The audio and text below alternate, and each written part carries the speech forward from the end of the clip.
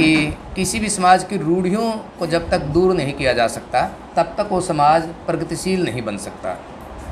और गालिब की कुछ पंक्तियाँ मुझे याद आ गई कि गालिब सारी ज़िंदगी यही गुनाह करता रहा, गालिब सारी ज़िंदगी यही गुनाह करता रहा, धूल चेहरे पर थी मगर आईना साफ करता रहा। ये जो आईना साफ करता रहा, ये बुद्धिजीवियों के साथ बड़ी दिक्कत है कि उनके सामने इस प्रकार की दुनिया है जो आईने की धूल साफ कर रही है और उन्हें अपनी भूमिका समाज की धूल साफ करने में लगानी होती है। और उनके पास दो हथियार होता है, वो है उनके शब्दों का, उनकी पुस्तकों का।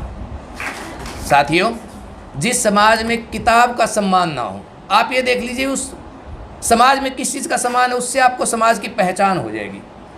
उसमें मंदिर मस्जिद का सम्मान है या फिर किताब का सम्मान। ठीक, जिन चीज़ों को व्यक्ति पूजता है उन्हीं के लिए वो जगह बनाता है, सीधी सी बात है। और यह हरियाणा में तो कहा जाता है, एक ख़ास बात हरियाणा में ये चलती है कि जब वो घर बनाते हैं ना, उनके घर में किताब के लिए जगह नहीं होती, लाठी गंडासी के लिए जगह होती है। यानी आप लाठी गंडासी को पूज रहे हैं तो फिर वैसे समाज बनेगा, किताब को पूजोगे तो किताब वाला समाज बनेगा तो वही जो आप बनाओगे। तो प्यारे विद्यार्थियों, आज जो चर्चा होनी है वो हिंदी भाषा और साहित्य के माध्यम से रोजगार की संभावनाएं। और ये मैं आपको बता दूं कि जिस तरह से दुनिया बदली है और ख़ास करके 1990 के बाद जो वैश्वीकरण, उदारीकरण, निजीकरण की दुनिया बनी है, और इस बनती हुई दुनिया में जो तेज़ी से एक दूसरे के नज़दीक आ रही है।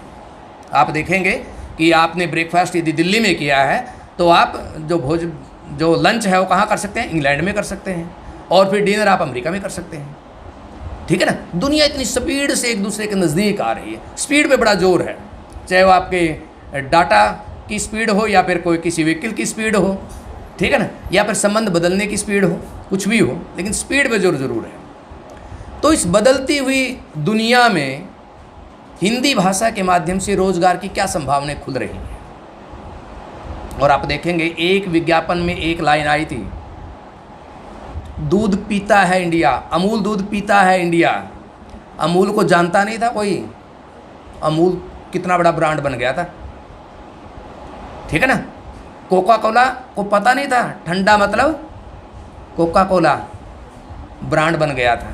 ये भाषा की शक्ति है। और ये शक्ति ये नहीं है कि आज दिख रही है, स्वतंत्रता आंदोलन में भी ये शक्ति थी, इनकलाब जिंदाबाद। और ख़ास बात ये, दोनों शब्द हिंदी के नहीं है, ठीक, लेकिन हिंदी के वो शब्द हिंदी के ही हो जाते हैं उस भाषा के जब उसमें वो प्रचलित हो जाते हैं, जब उसमें स्वीकार कर लिए जाते हैं। तो हिंदी माध्यम से चाहे पत्रकारिता की बात कर लीजिएगा, चाहे आप फिल्मों की बात कर लीजिए, चाहे आप राजनीति की बात कर लीजिए, ऐसा कोई एक क्षेत्र नहीं है जहाँ हिंदी माध्यम से रोजगार की संभावनाएं नहीं है। अनुवाद में तो और भी ज़्यादा संभावनाएं खुल रही हैं।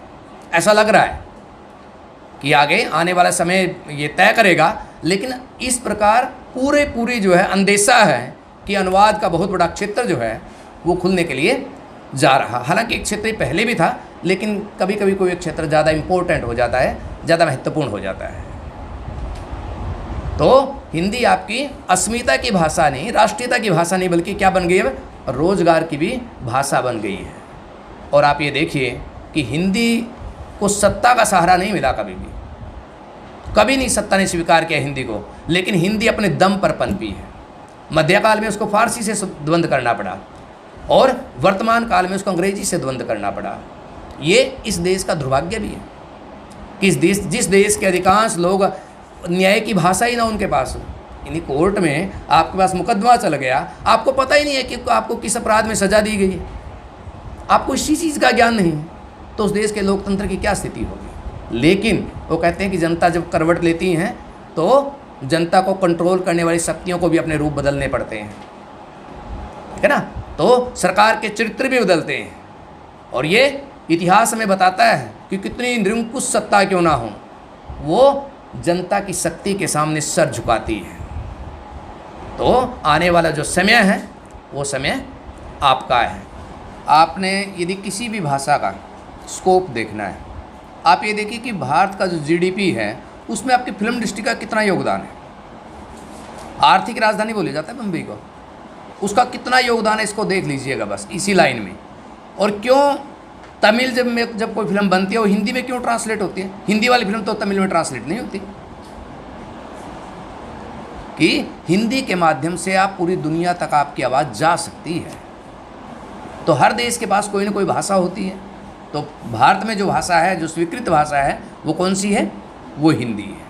एक प्रयोग आप देख लीजिएगा, यदि मान ले 5 व्यक्ति खड़े हैं, एक तमिलनाडु का खड़ा है, एक कन्नड़ बोलने वाला खड़ा है, एक हरियाणवी खड़ा है, एक भोजपुरिया खड़ा है और एक गुजराती खड़ा है। यदि पांचों व्यक्ति आपस में अनुवाद करें, बात करेंगे, तो किस भाषा में बात करेंगे? वो हिंदी में बात करेंगे। ठीक, ये प्रयोग कहाँ पे हुआ? राउरकेला प्लांट में हुआ था ये प्रयोग। ठीक, कि जहाँ अलग अलग लोग आते हैं देश के, तो वो किस भाषा में बात करते हैं? वो हिंदी में करते हैं। ठीक, तो कोई भी आप विषय जब आप लेते हैं, आप कोई पॉलिटिकल साइंस का विषय हो, इकोनॉमिक्स का हो या किसी राजनीतिक विज्ञान का हो, आप उसके स्कोप देखिए और आप भाषा का स्कोप देखिए। जो राजनीतिक विज्ञान का विद्यार्थी है वो फिल्मों का डायलॉग नहीं लिख सकता है। जो इकोनॉमिक्स का विद्यार्थी है वो न्यूज़ अच्छी तरह से नहीं बोल सकता है। रवीश कुमार न्यूज़ बोलते हैं ना, और वो भोजपुरिया लहजे में बोलते हैं। अब देखिए, आप उसकी शक्ति देखिए उस व्यक्ति की, कि न्यूज़ बोलता है, हिंदी का पत्रकार है, लेकिन भोजपुरिया लहजे में बोलता है। और आप ये देखिए कि सबसे बड़े पत्रकार है आज वो इस देश के, जिनको कुलदीप नैयर पुरस्कार भी मिला और जिनकी किताब है बोलना है, बहुत चर्चित किताब है उनकी। तो साथियों, इस तरह के न जाने कितने स्कोप हैं। पिछले दिनों बिट मिश्रा में गया, रांची में, वहाँ एक काम से, वहाँ जा करके देखा कि हिंदी अधिकारी, आप नेट में चले जाइए, आपके यहाँ कुरुक्षेत्रा में national institute of technology Kurukshetra में, वहाँ आपको मिल जाएंगे। तो बहुत सारे स्कोप हैं, लेकिन स्कोप उसी के लिए है जिसके पास शक्ति इसने अर्जित की है।